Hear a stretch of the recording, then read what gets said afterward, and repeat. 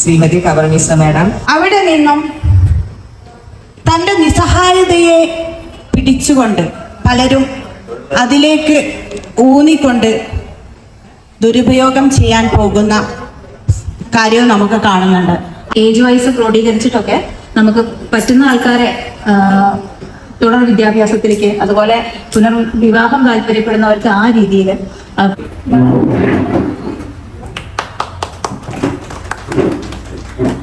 ആ അമ്മയും അനുഭവിച്ച വേദനകളിലൂടെ കടന്നു പോകുന്ന ഓരോ വാക്കുകൾക്കും ഒരുപാട് മൂർച്ചയുണ്ടായിരുന്നു. നമസ്കാരം. നമ്മൾ ഇന്ന് ലോക വിധവാ ദിനമാണ് ആചരിക്കുന്നത്. ഞാൻ കഷ്ടപ്പെട്ട പോലെ ഇനി ഒരു പെൺകുട്ടികളും ഇതേപോലെ കഷ്ടപ്പെടാൻ പാടില്ല. ഇപ്പോ എല്ലാ വീടുകളിലും ഒരുവിധം ഒരു സാധാരണക്കാരുടെ വീടുകളിലൊക്കെ ഈ മൈക്രോ ഫിനാൻസ് എന്ന് പറയുന്ന ഒരു നീരാളി കയറി പിടിച്ച് ഒരുപാട് പേര് ബുദ്ധിമുട്ടിലാവുന്നുണ്ട്. അതിൽ നിന്ന് എങ്ങനെ മോചനം നേടാം? നമസ്കാരം. ഇന്ന് ലോക വിധവാ ദിനമാണ്. ലോക വിധവാ ദിനത്തിൽ നമ്മുടെ കേരള വിധവാ സംഘത്തിന്റെ മലപ്പുറം ജില്ലാ തലത്തിൽ ഉദ്ഘാടനം നിർവഹിക്കുകയാണ്. അതിനാണ് നമ്മളെല്ലാവരും കൂടി ഇവിടെ കൂടിയിട്ടുള്ളത്. അതിനായി ഉദ്ഘാടനത്തിനായി നമ്മുടെ ശ്രീമതി ലില്ലി മാമിനെ ഞാൻ സ്വാഗതം ചെയ്യുന്നു.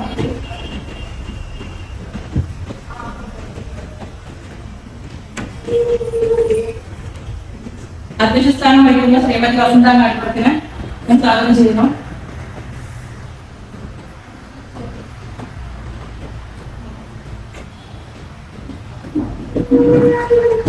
മുഖ്യ പ്രഭാഷണത്തിനായി നമ്മുടെ advisory board chairman Shri M T Johnson സാറിനെ ഞാൻ വേദിയിലേക്ക് സ്വാഗതം ചെയ്യുന്നു.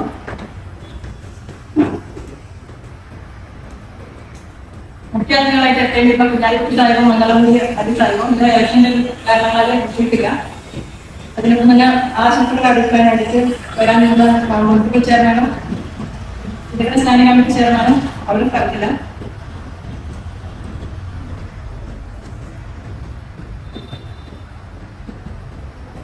പിന്നെ നമ്മുടെ ട്രഷററായ വനജ വിശ്വനാഥൻ ഒരു സ്വാഗതം ചെയ്യുന്നു. അതിനടുത്ത് തന്നെ നമ്മുടെ കോർഡിനേറ്റർമാരായ ജാഫർ,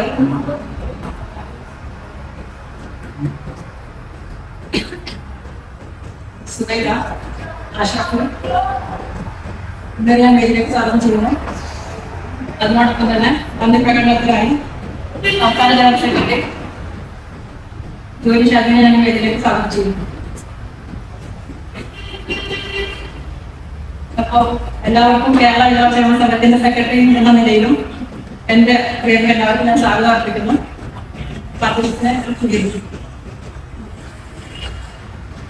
നമ്മുടെ ഭാരവാഹികളായ ഒരാൾ തന്നെ ഉൾപ്പെടുത്തി ഒരു കമ്മ്യൂണിസ്റ്റ് സമാജത്തിന് ഞാൻ വേദിയിലേക്ക് സ്വാഗതം ചെയ്യുന്നു. അധ്യക്ഷ സ്ഥാനത്തിനായി വസന്ത വേദിയിലും സദസ്സിലും ഇരിക്കുന്ന എല്ലാവർക്കും നമസ്കാരം.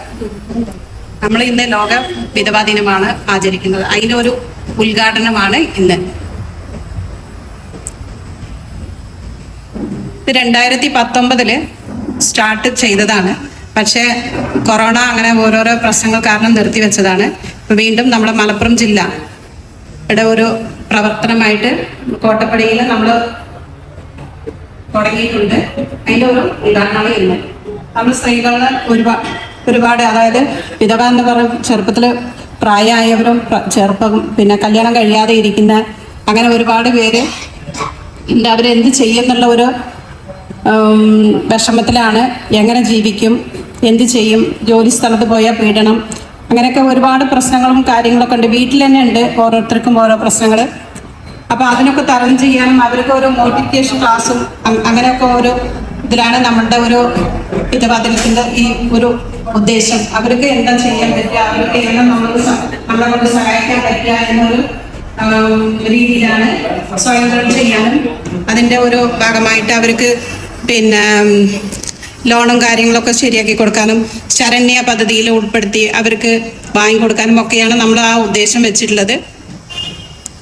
ഇതിൻ്റെ കൂടുതലായിട്ടുള്ള കാര്യങ്ങളൊക്കെ നമ്മുടെ ഇനി സംസാരിക്കാൻ പോകുന്ന നമ്മളെ ജോൺസൺ മാഷും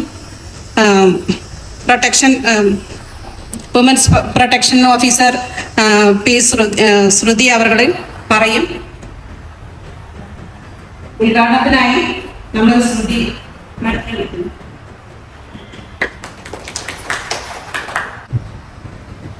എല്ലാവർക്കും നമസ്കാരം. അപ്പൊ അങ്ങനെ ജില്ലാ കളക്ടറുമായിട്ടുള്ള ഒരു മീറ്റിംഗിൽ അവർക്ക് പങ്കെടുക്കാൻ പോലും സാധിച്ചു. ഈ സംഘടനയുടെ ഉദ്ദേശ ലക്ഷ്യങ്ങൾ അതുപോലെ തന്നെ അതിന്റെ കാര്യങ്ങളൊക്കെ അന്ന് ജില്ലാ കളക്ടറോട് തന്നെ അവർക്ക് ബ്രീഫ് ചെയ്യാനും നേരിട്ട് തന്നെ സാധിച്ചു.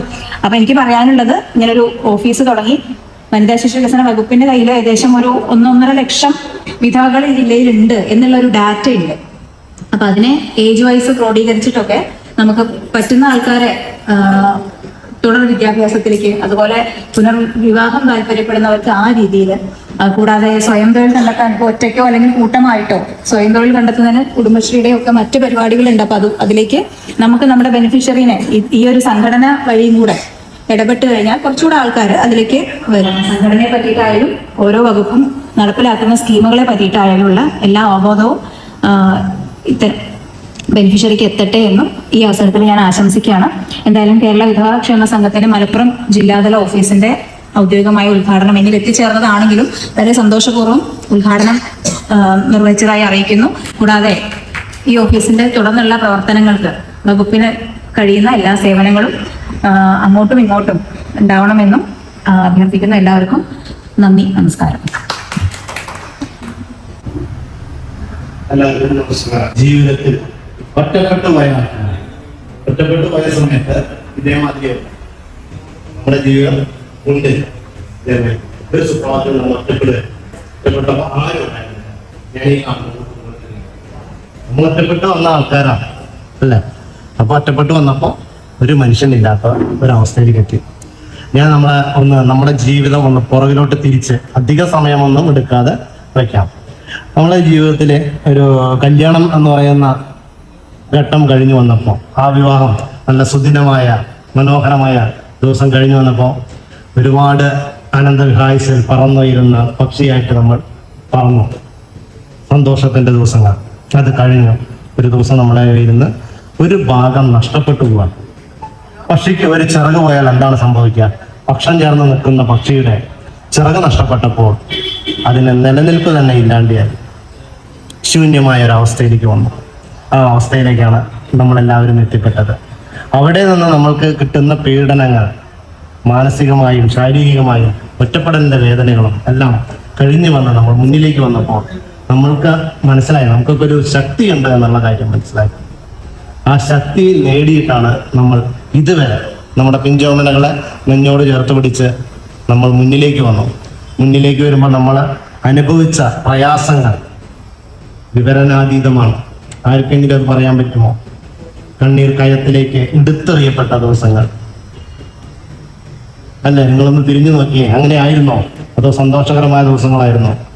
ആ കയത്തിലേക്ക് നിന്ന് കയറി വരാൻ വേണ്ടി നമ്മൾ എടുത്ത എഫേർട്ട്, അതിനുവേണ്ടി നമ്മൾ സാഹസികമായ ഒരു ജീവിതമാണ് പിന്നീട് നമ്മൾ മുന്നിലേക്ക് കൊണ്ടുപോയത്. ഒരുപാട് കഷ്ടപ്പെട്ടു. ഈ മക്കളെ മാറോട് ചേർത്ത് പിടിച്ച് അവരെ വളർത്തുക എന്ന് പറയുന്നതും ഒറ്റപ്പെടലിന്റെ വേദനയും ഒറ്റപ്പെടുത്തിയതിന്റെ വേദനയും വീട്ടിൽ നിന്നും കൂട്ടുകാരിൽ നിന്നും സുഹൃത്തുക്കളിൽ നിന്നും സമൂഹത്തിൽ നിന്നും നമ്മൾ അവിടുന്ന് പതുക്കെ വളർന്ന് മുന്നിലേക്ക് വരുമ്പോൾ നമ്മളെ സഹായിക്കുവാനായിട്ടുള്ള സഹായ ഹസ്തങ്ങൾ വന്നത് അത് പിന്നീട് കരാള ഹസ്തങ്ങളാവുന്നതും നമ്മളിൽ പലരും തിരിച്ചറിഞ്ഞ് സഹായഹസ്തങ്ങൾ കരാളഹസ്തങ്ങളാവുകയാണ് പിന്നീട് ഉണ്ടായത്. അതിൽ നിന്ന് നമ്മൾ മാറി മുന്നിലേക്ക് വന്ന് ഒരുപാട് സഞ്ചരിച്ചിരിക്കുന്നു. ഇനി നമ്മൾക്ക് വേണ്ടത് എന്താണെന്ന് കഴിഞ്ഞാൽ, നമ്മളിങ്ങനെ ഒരു സംഘടനയുണ്ട്, കേരള വിധവ ക്ഷേമ സംഘം. ഈ സംഘടനയിൽ നമുക്ക് കിട്ടുന്ന ഒരു കാര്യങ്ങൾ എന്താണെന്ന് വെച്ച് കഴിഞ്ഞാൽ, നിങ്ങൾക്ക് നിലവിൽ ഉള്ള സർക്കാരിൽ നിന്ന് ലഭിക്കുന്ന കാര്യങ്ങളെ പറ്റി ഒരു ബോധവൽക്കരണം, എന്തൊക്കെ നമുക്ക് ലഭിക്കും, എന്തൊക്കെ പദ്ധതികളുണ്ട്, ഇങ്ങനെയുള്ള കാര്യങ്ങളെ പറ്റിയൊക്കെ നമ്മൾ ആദ്യം അറിഞ്ഞിരിക്കുക. അറിഞ്ഞ് അതിൽ നിന്ന് നമുക്ക് ലഭിക്കാവുന്നത് മുഴുവൻ നേടിയെടുക്കുക. പിന്നെ നമ്മൾക്ക് ഈ കിട്ടുന്ന ആനുകൂല്യങ്ങളെ പറ്റി മറ്റുള്ളവർക്ക് പറഞ്ഞു കൊടുക്കുക. എനിക്ക് നിന്റെ അത് കിട്ടുന്നുണ്ട്, നമ്മൾ വിധവയാവുന്നു, ഒറ്റപ്പെടുന്നു, ഭർത്താവ് ഉപേക്ഷിച്ചു പോകുന്നു, ഇതിൽ നിന്നെല്ലാം നമുക്ക് മുന്നിലേക്ക് കരകയറണമെങ്കിൽ എന്തെല്ലാം ആനുകൂല്യങ്ങൾ സർക്കാർ തലത്തിൽ ലഭിക്കുന്നുണ്ട് അത് നമുക്ക് വാങ്ങിച്ചെടുക്കണം. പിന്നെ കേന്ദ്ര ഗവൺമെന്റിന്റെ പദ്ധതിയുണ്ട്, മുദ്രാ യോജനയുണ്ട്. ഈ മുദ്രാ യോജന കിട്ടാനായിട്ടാണെങ്കിൽ നമുക്ക് കുറച്ച് ബുദ്ധിമുട്ടുണ്ട്. ബാങ്കുകളിൽ ചെല്ലുമ്പോൾ ബാങ്കുകാർ പറയും അങ്ങനെ ഒരു സംഭവമില്ല, ലോണില്ല, നിങ്ങൾ എന്ത് തൊഴിലാണ് ചെയ്യണമെന്ന് ചോദിച്ച് നമ്മളെ ബുദ്ധിമുട്ടിക്കും. ഇങ്ങനെയുള്ള ഈ ബുദ്ധിമുട്ട് നിൽക്കാൻ മാറാൻ വേണ്ടി നമുക്കൊരു സംഘടനാ ശക്തിയെ വളരുകയാണെങ്കിൽ ഒരുപാട് നമ്മൾക്ക് മുന്നിലേക്ക് പോകാൻ കഴിയും. ഞാനൊരു വലിയൊരു പ്രഭാഷണത്തിന് പറ്റുന്നൊരു സാഹചര്യമായിട്ട് എനിക്ക് തോന്നുന്നില്ല. അപ്പൊ നമുക്ക് കിട്ടാവുന്ന നന്മകൾ മുഴുവൻ മറ്റുള്ളവർക്ക് ഷെയർ ചെയ്യുക. നമ്മൾക്ക് എന്തൊക്കെ ലഭിക്കുന്നുണ്ട് ആ നന്മകൾ ഷെയർ ചെയ്യുക. ഒറ്റപ്പെടുമ്പോൾ ഒറ്റപ്പെടാനല്ല, കൂടെ ഒരു സംഘടനയുണ്ട്.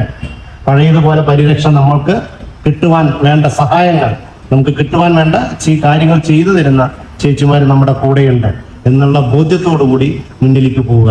ഇനി നിങ്ങൾ ചെയ്യേണ്ടത് വളരെ ലളിതമായൊരു കാര്യമാണ്. നമുക്ക് ഈ കിട്ടുന്ന നന്മകൾ, ഇപ്പൊ നിങ്ങൾക്ക് കിട്ടിയ അറിവുകൾ നിങ്ങൾ ഷെയർ ചെയ്യുക. മറ്റുള്ളവരെങ്കിലും ജീവിതത്തിലേക്ക് മുന്നിലേക്ക് വരട്ടെ. കാരണം ഇപ്പോൾ എല്ലാ വീടുകളിലും ഒരുവിധം ഒരു സാധാരണക്കാരുടെ വീടുകളിലൊക്കെ ഈ മൈക്രോ ഫിനാൻസ് എന്ന് പറയുന്ന ഒരു നീരാളി കയറി പിടിച്ച് ഒരുപാട് പേര് ബുദ്ധിമുട്ടിലാവുന്നുണ്ട്. അതിൽ നിന്ന് എങ്ങനെ മോചനം നേടാം? അതിന് നമ്മൾക്ക് എന്തെല്ലാം കാര്യങ്ങൾ ചെയ്യാം? ഇങ്ങനെ 100 കണക്കിന് കാര്യങ്ങൾ നമുക്ക് ചെയ്യണമെങ്കിൽ എന്ത് ചെയ്യണം? സംഘടന വളരുകയും നമ്മളൊപ്പം തന്നെ അതിനെ വളർത്തുകയും വേണം. 2 കാര്യങ്ങൾ നമ്മൾ ചെയ്യണം.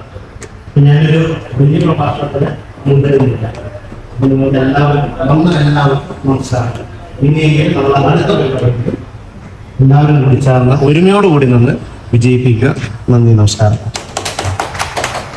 ഇതുകൊണ്ടാണ് ഓരോ തരത്തിലും ചെറുപ്പത്തിൽ പിന്നെ പ്രായമായിട്ട് മരിക്കുന്നതും അസുഖം വന്ന് മരിക്കുന്നതും ചെറുപ്പത്തിലെ 4-5 കുട്ടികളെ വെച്ചിട്ട് മരിക്കുന്നതും ഒക്കെ ഒരുപാട് വ്യത്യാസമുണ്ട്. ഇപ്പം എന്ന് പറഞ്ഞാൽ നമുക്ക് കുറച്ച് ഏജിലായി, നമുക്ക് അതിൻ്റെ കാര്യബോധം എല്ലാം ഉണ്ടാവും. ഇപ്പം അതിന് തരണം ചെയ്യാൻ നമ്മൾ പഠിച്ചിട്ടുണ്ടാവും. പക്ഷെ കുഞ്ഞിലെ ഒരു 5 കുഞ്ഞുങ്ങളെയും വെച്ച് ഒരു ഭർത്താവ് നഷ്ടപ്പെടുമ്പം അവരുടെ വീട്ടിലുള്ള ഉപദ്രവം അത് വേറെ, അങ്ങനെയൊക്കെ ആയിട്ട് ജീവിതം നിന്ന് ഒളിച്ചോടി വേറെ ഒരു സ്ഥലത്ത് ചേക്കേറി ആ കുഞ്ഞുങ്ങളെ വളർത്താനും വലുതാക്കാനും വിദ്യാഭ്യാസം എല്ലാം കൊടുത്ത് വളർത്തി വലുതാക്കാനും ഒക്കെ സ്വന്തം വീടില്ലാതെ വാടകപ്പുരയിൽ ഇരുന്ന് അങ്ങനെയൊക്കെ കഷ്ടപ്പെട്ട് ഒരുപാട് ഈ ഒരു 10-65 വയസ്സുണ്ടാവും തോന്നുന്നു, 26-13 വയസ്സായെന്ന് തോന്നുന്നു. അതിൻ്റെ ഇടയ്ക്ക് ഇല്ല ചെയ്യാത്ത ജോലികളില്ല, എല്ലാ ജോലികളും ചെയ്ത് ഏത് ഇതിലും ഇപ്പോഴും സ്മാർട്ടായിട്ട് ഓടി നടക്കുന്ന, ഞങ്ങൾക്ക് എല്ലാ കാര്യത്തിലും കൂട്ടുപിടിച്ച് നടക്കുന്ന നമ്മുടെ വനജ ചേച്ചി, അവരെ ആദരിക്കുന്നതിന് വേണ്ടി ഞാൻ ശ്രുതി മാഡത്തിന് വിളിക്കുന്നു.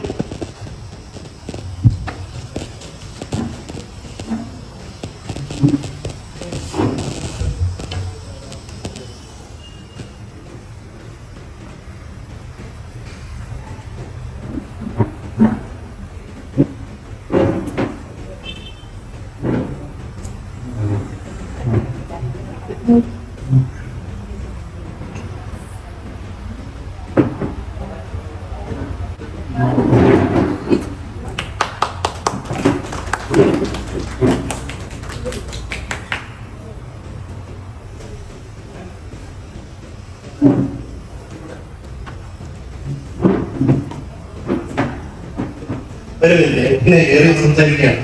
കാരണം അവരുടെ കണ്ണിൽ നിന്ന് വന്നത് വളരെ വൈകാരികമായിട്ടുള്ളതാണ്. 5 മക്കളെ വെച്ച് ഇപ്പൊ 65 വയസ്സിൽ കൂടുതൽ പ്രായമായിട്ടുള്ള ഈ ചേച്ചി ഈ സംഘടനയ്ക്ക് വേണ്ടി ഓടി നടന്ന ഈ ചെയ്ത ഇത്രയും 4 ആളുണ്ടെങ്കിൽ പോലും ഞാൻ സംതൃപ്തനാണ്. കാരണം അവരുടെ വീടുകാരുടെ ചേച്ചി പറയാമല്ലോ, അവരുടെ സ്വന്തം മകൾക്ക് വേണ്ടി ഒരു കിഡ്നിയും ദാനം ചെയ്ത് ഒരേ ഒരു കിഡ്നിയിലാണ് ജീവിക്കുന്നത്. ഇന്നത്തെ വേണ്ടി നമുക്ക് ചെയ്ത ഈ ഒരു വലിയ കാര്യത്തിന് ഞാൻ അവരോട് ജീവിതകാലങ്ങളോട് അർപ്പിക്കുന്നു. കാരണം ഇവിടെ സദസ്സ് നിറഞ്ഞില്ലെങ്കിൽ മനസ്സ് നിറഞ്ഞാണ് നിങ്ങൾ പറഞ്ഞു പോകുന്നത്. എല്ലാവർക്കും നമസ്കാരം. എന്നെ പറ്റി ഇവിടെ എല്ലാവരും പറഞ്ഞിട്ടുണ്ട്. എനിക്കൊരു കാര്യം പറയാൻ, ഒരു സുപ്രഭാതത്തില് കുറെ മുന്നേ ഞാൻ കൊറോണയുടെ മുന്നേ സംഘടനയുടെ വർക്ക് ഞാൻ ചെയ്തിട്ടുണ്ടായിരുന്നു. ഞാൻ സെക്രട്ടറിയോ പ്രസിഡന്റോ ഒന്നും ആയിട്ടല്ല. പക്ഷെ എന്നെ കൊണ്ട് പറ്റണമാതിരി ജോൺസൺ സാറ് ഒരു സ്ഥലം വെച്ചിട്ട് ഞങ്ങൾ കണ്ട് മുട്ടിയതാണ്. പക്ഷെ എന്നെ കുറേ വിളിക്കൽ തുടങ്ങിയിട്ട് ഞാൻ അതിലൊന്നും പെട്ടിട്ടില്ല. അതുകൊണ്ട് കഴിയൂല. അത് വേറെയും കുറേ പരിപാടികളുണ്ട്. ഞാൻ വർക്ക് ചെയ്യണതാണ്, സ്ക്രീൻ പ്രിന്റും ടൈലറിങ്ങും ഒക്കെ ഞാൻ ചെയ്യണതാണ്. അതിൻ്റെ ഇടയിൽ കൂടെ പറ്റൂല പറഞ്ഞിട്ട് ഇപ്പം അടുത്ത് എന്നെ വിളിച്ചിട്ടാണ് വനജേച്ചിക്ക് ഇതിന് അധികാരം അവകാശമൊക്കെ ഉണ്ട് ചെയ്യണം എന്നൊക്കെ പറഞ്ഞ് ഒരുപാട് നിർബന്ധിച്ചിട്ടാണ് ഞാനിതിലേക്ക് ഇറങ്ങിയത്. എന്നെ കൊണ്ട് കഴിയേണ്ട പരമാവധി ഈ നോട്ടീസിലുള്ള എല്ലാവരും സംഘടിപ്പിക്കാൻ ഒരുപാട് ഞാൻ കഷ്ടപ്പെട്ടതിൻ്റെ കൂടെ സുബൈദ, അസ്രഫ്, ഞങ്ങൾ 3 ആളാണ് ഇവിടെ ഫുള്ള് ഓടിയിട്ട് ഇതൊക്കെ ഒപ്പിച്ചിട്ടുള്ളത്. പക്ഷെ നമ്മൾ വിളിച്ച ആളുകളൊന്നും വരാത്തതുകൊണ്ട് ഒരുപാട് വിഷമം. ഞാൻ കുറേ ടെൻഷൻ അടിച്ചിട്ടാണ് ഇവിടെ നിന്നിരുന്നത്. അതിൻ്റെ ഒരു വിഷമമുണ്ട്. നമ്മൾ വിളിച്ച ആൾക്കാർ വേദിയിൽ ഇരിക്കുന്നുണ്ട്, അവർ നമ്മളോട് സ്നേഹപൂർവ്വം അവർ വന്ന ആൾക്കാരാണ്. പിന്നെ നമ്മളെ ജീവിത രീതി നമ്മളൊന്ന് മുന്നോട്ട് ഇതുവരെ ഞാൻ കഷ്ടപ്പെട്ട പോലെ ഇനി ഒരു പെൺകുട്ടികളും ഇതേപോലെ കഷ്ടപ്പെടാൻ പാടില്ല. ഞാനൊരു 10-27 വയസ്സിൽ എൻ്റെ മോന് 10 വയസ്സാണ് എൻ്റെ ഹസ്ബൻഡ് മരിക്കാൻ പറഞ്ഞിട്ട് മരിച്ചതല്ല. ശബരിമലയ്ക്ക് പോയി വന്നെന്ന് രാത്രി 7 മണിക്ക് വന്നു, 11 മണിക്ക് മരിച്ചു. അതിൻ്റെ കൂടെ അനുഭവമുള്ള എൻ്റെ അനിയത്തി ഇവിടെ ഇരിക്കുന്നുണ്ട്. അങ്ങനെ അത് അത്രയും ജീവിതത്തിന് മുന്നോട്ട് കൊണ്ടുപോയിട്ട് വീട്ടിൽ അടിച്ചു വാരി കളിക്കാനും പാത്രം ചെയ്യാനൊന്നും ഞാൻ പോയിട്ടില്ല. നല്ല സ്റ്റാൻഡേർഡുള്ള വർക്ക് തന്നെ ഞാൻ ചെയ്തിട്ടുള്ളൂ. ഇന്നും ചെയ്തിട്ടുണ്ട്. ഞാൻ ഇന്നും പ്രിന്റ് ചെയ്ത സാധനം വീട്ടിലിരിക്കേണ്ട നാളെ കൊടുത്ത ആളാണ്. എന്നെക്കൊണ്ട് എൻ്റെ ആരോഗ്യമുള്ള വരെ ഞാൻ പണിയെടുക്കും.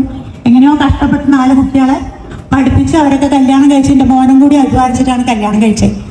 അപ്പോൾ അതിൽ എൻ്റെ കിഡ്നി കൊടുത്തിട്ട് എൻ്റെ മോള് 4-ാം ദിവസം കഷ്ടപ്പെട്ടു പോയി. ആ വിഷമം എൻ്റെ മനസ്സിൽ നിന്ന് ഇതുവരെ മാനിയിട്ട് 2 കുട്ടികളുണ്ട്. അവരൊക്കെ വലുതായി. നമുക്ക് ഇനി ആരുമില്ല. നമ്മളെ കുട്ടികളുടെ മകൻ എൻ്റെ കൂടെ ഉണ്ട്, കല്യാണം കഴിഞ്ഞിട്ടില്ല. ആ ഒരു വിഷമം മാത്രമേ ഉള്ളൂ. പിന്നെ നിങ്ങളെല്ലാവരും എൻ്റെ കൂടെ ഇന്ന് കണ്ട് റോട്ടിൽ നിന്ന് കെട്ടിപ്പിടിച്ച് ഉമ്മ വയ്ക്കുന്ന ആൾക്കാരുണ്ട്. അവർ എനിക്ക് സ്നേഹം മാത്രമേ കൊടുക്കാൻ പറ്റിയിട്ടുള്ളൂ. ഞാനൊരു ചായ പോലും വാങ്ങിച്ചു കൊടുക്കാത്ത കുട്ടികൾ ഇതിൽ തന്നെ ഇരിക്കുന്നുണ്ട്. അപ്പം നമുക്ക് ആ ഒരു ഇത് കിട്ടിയാൽ മതി. എനിക്ക് പൈസ ആയിട്ട് ഒന്നും വേണ്ട. ആ റോട്ടിൽ കൂടെ പോകുമ്പോൾ വയചേച്ചിയെ വിളിക്കുമ്പോൾ ആ സ്നേഹം ഞാൻ എൻ്റെ കയ്യിൽ കിട്ടാൻ വേണ്ടിയിട്ട് ഞാൻ പഞ്ചായത്തിൽ CDS ആയിരുന്നു. ഓപ്പറേഷന് പോയ കാരണം ഞാനത് റിസൈൻ ചെയ്ത് പോയതാണ്. അപ്പോൾ അതുകൊണ്ട് ആ വർക്കില്ലെങ്കിലും ഇന്നും ഞാൻ പഞ്ചായത്തിൽ പോയി എനിക്കൊരു കസാല പ്രസിഡന്റ് എനിക്ക് ഇട്ട് തരും. അതൊരു നല്ല കോൺഫിഡൻസ് ആണ്. എനിക്ക് ആരോഗ്യമുള്ളവരെ ഞാൻ പണിയെടുക്കുന്നതാണ് എൻ്റെ പൂർണ്ണ വിശ്വാസം. എൻ്റെ കൂടെ എൻ്റെ കൂടുതലാണ് ഗീത അവിടെ ഇരിക്കുന്നത്. ഞങ്ങൾ 3 ആളും കൂടിയാണ് കുറേ വർഷങ്ങളായിട്ടുള്ള ഫ്രണ്ട്സാണ്. ഞാൻ അവിടെ പോകുമ്പോഴും അവരെ കൊണ്ടുപോകണം എന്നുള്ളൊരു വാശിയായിരുന്നു. ആ വാശി ഞാൻ നിറവേറ്റി. എനിക്ക് ജോൺസൺ സാറിനോട് ജൂലിയോടും ഒരുപാട് നന്ദി പറയാണ്ട് എൻ്റെ കൂടെ 2 ആഴ്ച ഉണ്ടായിരുന്ന സുബൈദയ്ക്ക് ഒരുപാട് നന്ദിയുണ്ട്. വയ്യാഞ്ഞിട്ട് ഞാൻ പ്ലാസ്റ്റർ ഒട്ടിച്ചു കൊടുത്തിട്ട് എൻ്റെ കൂടെ കൊണ്ടുവരുന്നത്. എന്നാലും എനിക്ക് ആൾക്കാർ സംഘടിക്കാൻ പറ്റാത്ത ഭയങ്കര വിഷമമുണ്ട്. അപ്പം ചെയർമാനോടും പിന്നെ സ്റ്റാൻഡിംഗ് കമ്മിറ്റി ചെയർമാനോടും കുഞ്ഞാലിക്കുട്ടി സാറിനോടും എല്ലാവരും വീട്ടിൽ പോയിട്ട് ഞങ്ങൾ ക്ഷണിച്ചത്. പക്ഷേ ആർക്കും ഈ ഇലക്ഷൻ കാരണം വരാൻ പറ്റിയില്ല. അതുകൊണ്ട് അവരൊന്നും പറയാനില്ല. അപ്പം എനിക്കൊന്നും പറയാനില്ല. എല്ലാവരും ഞാനും എൻ്റെ ഫ്രണ്ട്സും വിളിച്ചതിന് വന്ന് ഒരുപാട് നന്ദിയുണ്ട്. നമസ്കാരം. അമറനീസ മാഡം. എല്ലാവർക്കും നമസ്കാരം. ഒരുപാട് കാര്യങ്ങളൊക്കെ ഇവിടെ പറഞ്ഞു പോയി. എനിക്ക് പറയാനുള്ളത് ഒറ്റപ്പെടലിൻ്റെ വേദന അത് വല്ലാത്തൊരു വേദന തന്നെയാണ് അല്ലേ. കൂട്ടുചേർന്ന് ഒരുപാട് പ്രതീക്ഷയോടെ വിവാഹം കഴിച്ച്, വിവാഹം എല്ലാവരുടെയും പ്രതീക്ഷയാണ്, അതോടെ പ്രതീക്ഷയോടെ വിവാഹം കഴിച്ച് തനിക്ക് കൂട്ടായി കൈകോർത്ത് പിടിച്ച് പോകുമ്പോൾ പെട്ടെന്നൊരു നഷ്ടപ്പെടൽ, അത് മരണത്തിലൂടെയാവാം. അതല്ലെങ്കിൽ ഇന്നത്തെ കാലത്ത് കാണുന്നത് എന്താ, ഒന്നിനും ഒരു കമ്മിറ്റ്മെന്റ് ഇല്ലാതെ ഇട്ടെറിഞ്ഞു പോകുന്നു. അവിടെ ഒറ്റപ്പെടുന്നത് പുരുഷനോ സ്ത്രീയോ ആരുമായിക്കോട്ടെ.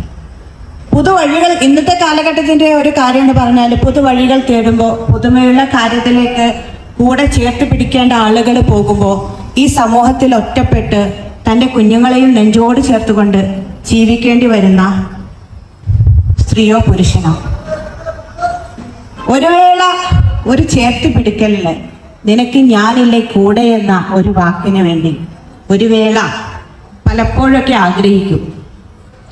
അവിടെ നിന്നും തൻ്റെ നിസ്സഹായതയെ പിടിച്ചുകൊണ്ട് പലരും അതിലേക്ക് ഊന്നിക്കൊണ്ട് ദുരുപയോഗം ചെയ്യാൻ പോകുന്ന കാര്യം നമുക്ക് കാണുന്നുണ്ട്. അതുകൊണ്ട് തന്നെയാണ് പലപ്പോഴും വിധവകളാവുന്ന സ്ത്രീകൾ, എസ്പെഷ്യലി സ്ത്രീകൾ, അവർ സമൂഹത്തിന്റെ മുന്നിലേക്ക് വരാൻ പ്രയാസപ്പെടുന്നത്. ഞാൻ വിധവയാണെന്ന് അറിയുമ്പോൾ അത് എന്തോ വലിയൊരു അപരാധമായി കാണുന്ന സ്ത്രീകളെയാണ് നമ്മൾ കാണുന്നത്. കാരണം ഇവിടെ ഒരു വനിതാ ദിനം മറ്റു തരത്തിലുള്ള എന്തൊരു പ്രോഗ്രാം നടക്കുന്ന സമയത്തും സദസ്സ് നിറഞ്ഞ് നമ്മൾ കാണാറുണ്ട്. പക്ഷെ വിധവാ ദിനത്തിന് ഇവിടെ വിധവകളില്ലാഞ്ഞിട്ടല്ല, നിറയെ വിധവകളുണ്ട്. 1.5 ലക്ഷത്തിലധികം വിധവകൾ ഓരോ പഞ്ചായത്ത് അടിസ്ഥാനത്തിൽ എടുത്തു നോക്കിയാലും നമുക്ക് അവിടെ വിധവകളെ കാണാം. പക്ഷെ ഇത്തരത്തിലൊരു പ്രോഗ്രാമിലേക്ക് വിളിക്കുമ്പോൾ കേരള വിധവ ക്ഷേമ സംഘടനയായ ഇതിലേക്ക് നമ്മൾ ഒരുപാട് ആളുകളെ വിളിച്ചു. വരാനുള്ള ആഗ്രഹത്തോടെ നിൽക്കുമ്പോൾ പോലും അവരെ എന്തൊക്കെ പിന്നിലേക്ക് വലിച്ചുകൊണ്ടിരിക്കുന്നുണ്ട്. ആ ഒരു സേഫ് സോൺ, ഇതാണ് എൻ്റെ സേഫ് സോൺ എന്ന് പ്രതീക്ഷിച്ചുകൊണ്ട് ഞാൻ ഇവിടെ നിന്നിട്ടുണ്ടെങ്കിൽ ഇന്ന് ഇവിടെ നിന്ന് സംസാരിക്കാനോ മറ്റു തരത്തിലുള്ള എൻ്റെ രാഷ്ട്രീയം ഞാൻ പറയുന്നില്ല, ഞാൻ പ്രവർത്തിച്ച സോഷ്യൽ വർക്കുകളെ കുറിച്ചൊന്നും ഞാൻ പറയുന്നില്ല, അവിടെ എത്താൻ കഴിയില്ല. ഞാനും ഒരു വിധവയാണ്, 3 പെൺകുട്ടികളെ കൊണ്ട് മുന്നോട്ട് പോയതാണ്, ഭർത്താവ് ഉപേക്ഷിച്ചതാണ്. ആ സമയത്തുള്ള ഡിപ്രഷനും ഒക്കെ ഞാൻ എൻ്റെ ജീവിതത്തിൽ അനുഭവിച്ചൊരു വ്യക്തി തന്നെയാണ്. ഇവിടെയുള്ള ഭൂരിപക്ഷ ആളുകളും വിധവകളാണ്. ആ സമയത്ത് ഞാൻ ദൈവത്തോട് ചോദിച്ച ഒരു ചോദ്യമുണ്ട്, എന്തിനു വേണ്ടി ദൈവമേ എന്നെ ഇങ്ങനെ ഒരു ജീവിതത്തിലേക്ക് വിട്ടത്? എന്നെ ദൈവത്തിന് പോലും വേണ്ട. ഇന്ന് അവിടെ നിന്നും എന്നെ അംഗീകരിക്കുന്ന, എന്നെ സ്നേഹിക്കുന്ന ഒരു പറ്റം ആൾക്കാരെ എനിക്ക് കണ്ടെത്താൻ കഴിഞ്ഞിട്ടുണ്ടെങ്കിൽ ഓരോ വ്യക്തികൾക്കും അതിന് കഴിയും. അതിന് ഓരോ വ്യക്തികൾ എന്താവണം? പരുന്തിനെ പോലെ ഏത് മഴയത്തും വെയിലത്തും ഷെൽട്ടർ അന്വേഷിക്കാതെ പറന്നുയരാനുള്ള ആർജവം അത് ഹൃദയത്തിൽ ഉണ്ടാക്കുകയാണ് വേണ്ടത്. ആ തരത്തിലേക്ക് മാറി ഇനി ഒരു പ്രോഗ്രാമിലേക്ക് വരുമ്പോൾ, കാരണം കൂട്ടായ പ്രവർത്തനം തന്നെയാണ് ഓരോ കാര്യത്തിനും. കൂട്ടായ പ്രവർത്തനങ്ങൾ ഉണ്ടെങ്കിൽ മാത്രമേ നമുക്ക് എന്തും മുന്നോട്ട് കൊണ്ടുപോകാൻ പറ്റുള്ളൂ. പിന്നെ എന്താ പറയുക, ഒത്തുപിടിച്ചാൽ മലയും പോരും എന്ന് പറയുന്ന പോലെ ഒരാൾ വിചാരിച്ചാൽ നടക്കാത്ത കാര്യങ്ങൾ ഒരു ഗ്രൂപ്പ് ഓഫ് പീപ്പിൾ വിചാരിച്ചാൽ നടക്കും. നമുക്ക് ഒരുപാട് പദ്ധതികൾ അത് സമൂഹത്തിൽ, അത് വിധവകളിലേക്ക് എത്തിക്കാനും അഗതികളിലേക്ക് എത്തിക്കാനും അവരെ കൈച്ചേർത്ത് അവരുടെ കൈ കോർത്തുകൊണ്ട് മുകളിലേക്ക് കൊണ്ടുവരാനും നമുക്ക് കഴിയും. അപ് ടു ബി ലൈറ്റ്, ഒരു ലൈറ്റ് ആവാൻ നമുക്ക് കഴിയും, ഒരു പ്രകാശമാവാൻ നമുക്ക് കഴിയും. നമ്മൾ തളരാതെ മുന്നോട്ട് പോവുക. ഇത് നമ്മുടെ സ്റ്റാർട്ടിങ് തന്നെയാണ്. നമ്മൾ സ്റ്റെപ്പ് വെച്ചിട്ടേ ഉള്ളൂ. ആദ്യ സ്റ്റെപ്പ് വെച്ചു, ഇത് ഉയരത്തിലേക്ക് വന്നുകൊണ്ടിരിക്കും. ഒരു തൈ നട്ടു, ആ തൈ പടുവൃക്ഷമാകാൻ ഇനി അധികം നാളില്ല എന്ന് ഉറച്ച ബോധ്യമുണ്ട്. ഓരോ ആളുകൾക്ക് അവർക്ക് വേണ്ട ഓരോ കാര്യങ്ങൾ ചെയ്തു കൊടുക്കുമ്പോൾ അത് ചിലപ്പോൾ എന്താ പറയുക, സർക്കാരിൽ നിന്നുള്ള ആനുകൂല്യങ്ങളാവാം, അതല്ലെങ്കിൽ മറ്റു തരത്തിലുള്ള സംരംഭങ്ങളാവാം. അങ്ങനെയുള്ള പദ്ധതികൾ തുറന്നു വരുമ്പോൾ തീർച്ചയായും അവരുടെ ആത്മവിശ്വാസം കൂടുകയും നമ്മൾ കൊടുക്കുന്ന മോട്ടിവേഷനിലൂടെ അവർ തനിക്കൊറ്റയ്ക്ക് നിൽക്കാൻ കഴിയും, തൻ്റെ കുഞ്ഞുങ്ങളെ നോക്കാൻ, അതല്ലെങ്കിൽ സമൂഹത്തിന് മാതൃകയാവാൻ കഴിയുമെന്ന ഉത്തമ ബോധ്യത്തോടെ ഓരോ വിധവകളും വരും. തൻ്റെ ഉള്ളിലുള്ള പ്രകാശം കണ്ടെത്താൻ അവർക്ക് കഴിയുമെന്ന ഉത്തമ ബോധ്യത്തോടെ ഇനി ഈ ഒരു സംഘടന ഇത് ഇന്ത്യയിൽ തന്നെ ഏറ്റവും മനോഹരമായ ഒരു സംഘടന ആക്കാൻ കഴിയുമെന്ന ആർജവത്തോടെ, ആത്മവിശ്വാസത്തോടെ നിർത്തുന്നു. നന്ദി, നമസ്കാരം, ജയ് ഹിന്ദ്.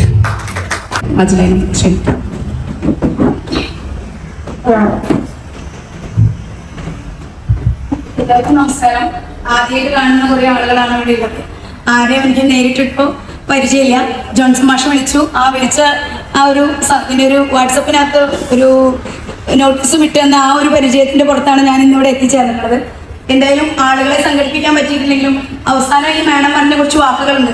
അത് എന്നിലേക്ക് തന്നെയാണോ, അത് ഞാൻ എന്ന സ്ത്രീ തന്നെയാണോ, ആ അമ്മയും അനുഭവിച്ച വേദനകളിലൂടെ കടന്നു പോകുന്ന ഓരോ വാക്കുകൾക്കും ഒരുപാട് മൂർച്ചയുണ്ടായിരുന്നു. ആ വാക്കുകൾ കേൾക്കുമ്പോൾ അറിയാം ഇന്ന് നമ്മുടെ സമൂഹത്തിൽ ഒറ്റപ്പെട്ടു പോകുന്ന സ്ത്രീകൾ അനുഭവിക്കുന്ന വേദന എത്രത്തോളം വലുതാണ്. അതിന് എന്തൊക്കെ ചെയ്യാൻ കഴിയും. ഞാനിവിടെ എത്തിയതിൽ ഞാൻ അഭിമാനം കൊള്ളുകയാണ്. എന്താ വെച്ച് കഴിഞ്ഞാൽ ഈ ഒരു സാഹചര്യം അല്ലെങ്കിൽ ഇങ്ങനെ ഒരു അവസ്ഥയുള്ള സ്ത്രീകളെ എങ്ങനെ സംരക്ഷിക്കണം, അല്ലെങ്കിൽ ആരുമില്ലാത്ത ഒരു അമ്മ, ആ അമ്മയ്ക്ക് ഒരു പെൻഷൻ ശരിയാക്കാൻ പോകാൻ കഴിയാതെ പലതവണ ആ പെൻഷന്റെ കടലാസുകൾ അവർ വീട്ടിലേക്ക് തിരിച്ചു കൊടുത്തു വിട്ടിട്ട് അങ്ങനെ പെൻഷൻ നേരെയാക്കി കൊടുത്ത ഒരവസ്ഥ എനിക്കുണ്ട്. എന്നോട് ഇന്നും കടപ്പെട്ടിരിക്കുന്നു. അവരുടെ ദുആയിൽ എപ്പോഴും എനിക്ക് വേണ്ടി പ്രാർത്ഥിക്കുന്ന ഒരുപാട് അമ്മമാരും ഉമ്മമാരും എൻ്റെ പൊന്നാനിയിലുണ്ട്. ഇന്ന് ഇവിടെ എത്തിപ്പെടാൻ കഴിഞ്ഞതിൽ ഞാൻ വളരെ അത്ര അഭിമാനം തോന്നുകയാണ്. ഒരു സ്ത്രീ, സമൂഹത്തിലെ സ്ത്രീകൾക്ക് വേണ്ടി എന്തെങ്കിലും ഒന്ന് ചെയ്യാൻ കഴിയും, അല്ലെങ്കിൽ ഒരു വാക്ക് സംസാരിക്കാൻ കഴിയും, അല്ലെങ്കിൽ അവർക്ക് വേണ്ടി എന്തെങ്കിലും ഒരു കാര്യം ചെയ്യാൻ പറ്റുമെന്ന് നമ്മുടെ ഉദ്ഘാടന പ്രസംഗത്തിൽ പറഞ്ഞ മാഡം പറഞ്ഞ കാര്യങ്ങൾ ഓർത്തപ്പോൾ എനിക്ക് സന്തോഷം തോന്നി. എൻ്റെ നാട്ടിലും അല്ലെങ്കിൽ ഈ പറയുന്ന മലപ്പുറത്തിന്റെ മണ്ണിൽ തന്നെയാണ് ഞാനും പിറന്നതെങ്കിൽ ഈ കാര്യങ്ങൾക്ക് നിങ്ങളോടൊപ്പം കൂടെ അണിചേരാൻ എനിക്കും സാധിക്കുമെന്ന് ഞാൻ ഉറച്ചു വിശ്വസിക്കുന്നു. എല്ലാവിധ ആശംസകളും ഇതിൽ നേരുന്നു. നമുക്ക് മുന്നിൽ വലിയൊരു പ്രതീക്ഷകളുള്ള, ഈ പ്രതീക്ഷകളില്ലാതെ ഒഴിഞ്ഞ കസേരയാണെങ്കിൽ പോലും നമുക്ക് പറയാൻ ഒരുപാട് കാര്യങ്ങളുണ്ട്. അത് വേണമെന്ന് ഒരു നിർബന്ധവും നമുക്കില്ല. നമ്മൾക്ക് ചെയ്യാൻ സമൂഹത്തോട് കഴിയുന്ന കുറേ കാര്യങ്ങളുണ്ട്. അതിലേക്ക് നമ്മളെ സർവശക്തൻ അനുഗ്രഹിച്ചിട്ട് മുന്നോട്ടുള്ള യാത്ര സ്വപ്നമാവട്ടെ. അവർക്ക് വേണ്ടി എന്തെങ്കിലുമൊക്കെ ചെയ്യാൻ സാധിക്കാൻ ഇങ്ങനെയൊരു പറ്റം ആളുകളുടെ കൂട്ടായ്മയ്ക്ക് സാധിക്കട്ടെ എന്ന് ആശംസിച്ചുകൊണ്ട് നിർത്തുന്നു. സെക്രട്ടറി ഫാത്തിമത്ത് സുഹറ,